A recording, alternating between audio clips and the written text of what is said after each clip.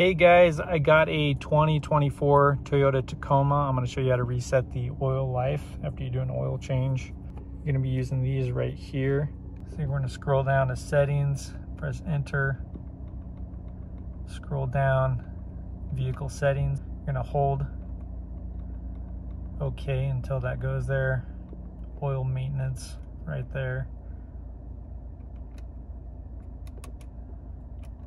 And we can reset it just like that by pressing OK. So that resets oil maintenance.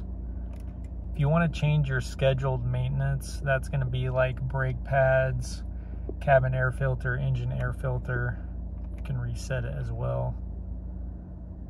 And that resets that. And that's how you do it. Again, this is a 2024 Toyota Tundra. 2024 Toyota Tacoma. Thanks for watching.